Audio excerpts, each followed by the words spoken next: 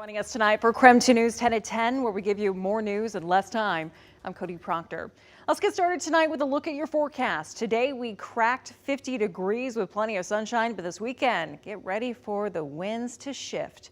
Meteorologist Michelle Bosch joins us now in the Weather Center tonight to give us the forecast rundown. Yeah, I'm going to give you a half the weekend with some nice weather before things start heading in the other direction. We did hit lower 50s today. 51 was the official high. It's still pretty mild out there. Checking out temperatures across the region at the 10 o'clock hour, well above freezing in Spokane and Coeur d'Alene, sitting at 40 degrees, even a degree warmer up there in Sandpoint. 41, mid 40s in Moses Lake, 42 in Lewiston, and 38 degrees in Ritzville. Not a whole lot going on as we take a look at satellite and radar.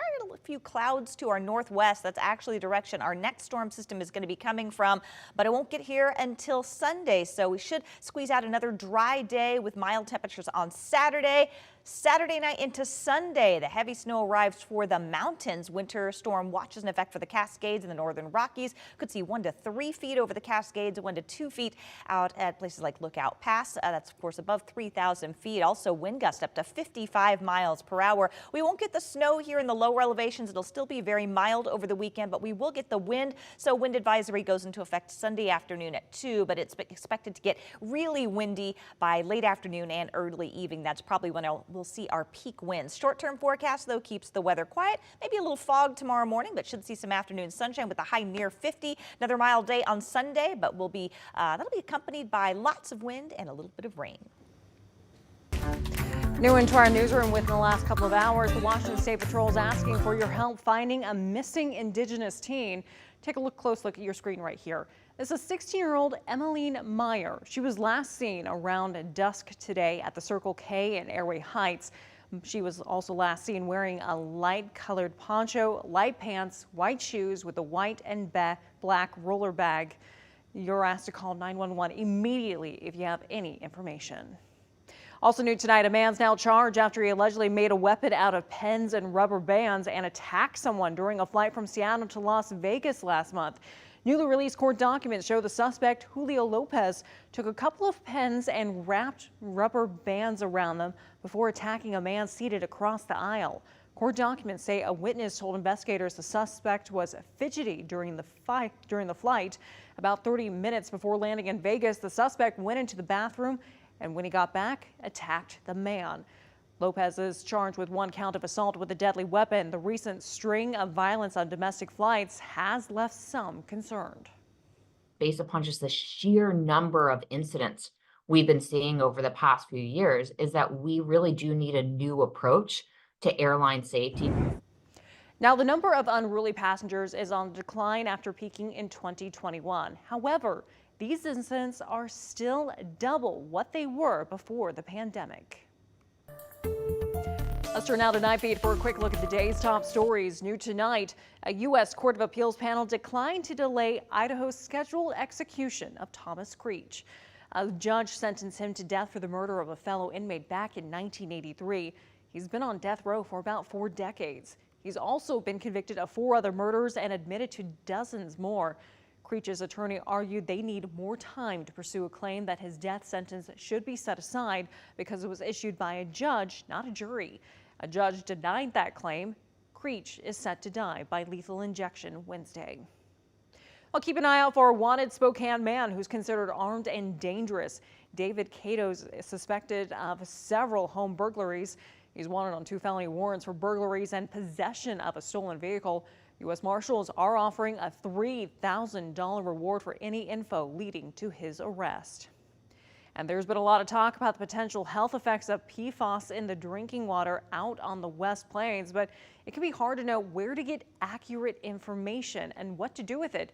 That's why the West Plains Water Coalition is hosting an important question and answer meeting next week with Dr. Bob Lutz. Now, you may remember Lutz as the former health officer for Spokane Regional Health during the COVID pandemic. This Monday, he'll lead a discussion open to anyone in the public who wants to learn more about exposure to PFAS and how to talk to your doctor. What would you say to people who are concerned that they have been drinking water for decades before realizing that there was this potential contamination? So for me, the take-home message to an individual who is concerned about past exposure and or present exposure is limit your exposure. as best you can. And right now, primarily in West Plains, it's water. But also know that if you're eating foods that have been grown out there or animals that have been raised out there, it's likely they've been exposed to PFAS as well.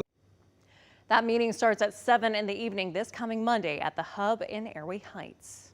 And that was your Night Beat. To learn more about any of these stories, just head on over to our website, KREM.com. Well, voters across Washington may start seeing ballots in their mailboxes ahead of the March 12th primary, but something is worrying Washington voters in the state's presidential primary. KREM 2's Shannon Mowdy verifies what we know tonight. We've had quite a few viewers writing in specifically about what they're seeing on the ballot envelope. Looks just like this. You're asked to mark either Republican or Democrat. Several viewers have written in wanting to know if they're required to mark a party delegation. Allie asks if this is new and if her vote will still count if she doesn't make a selection. Our sources are the Washington Secretary of State Steve Hobbs and Lincoln County Auditor Chandra Schumacher. Have you heard concerns from voters about having to mark that delegation on that outside envelope? I have, yes. We've actually had a lot of citizens reach out to us here in Lincoln County too in regards to that. And it isn't new. Schumacher says marking your party delegation was also required in 2020 and 2016. The only time that they have to declare is on the presidential primary. That's because the presidential primary is a little different.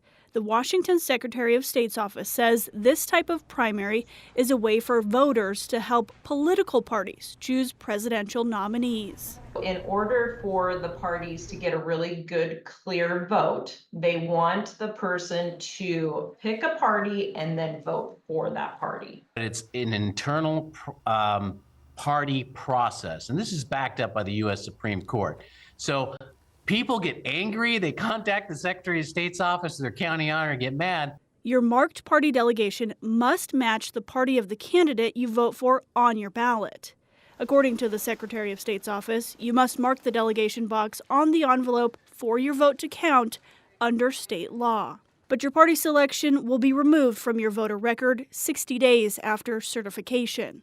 We wouldn't know in 2020 how you voted. We wouldn't know in 2016 how you voted because those are eliminated in 60 days. And you won't have to select a party in the November general election. And you can vote for any candidate. So yes, we can verify you do need to mark party delegation on your ballot envelope for Washington's presidential primaries for your vote to count. Schumacher says if you're worried about sending that marked ballot envelope by mail, you can also drop it off in an official ballot drop box or take it into your elections office. Shannon Mowdy, KREM 2 News. Shannon, thank you so much. Also new tonight, Spokanites gathered together to honor the memory of Nex Benedict after they died just one day after they were jumped in an Oklahoma high school bathroom.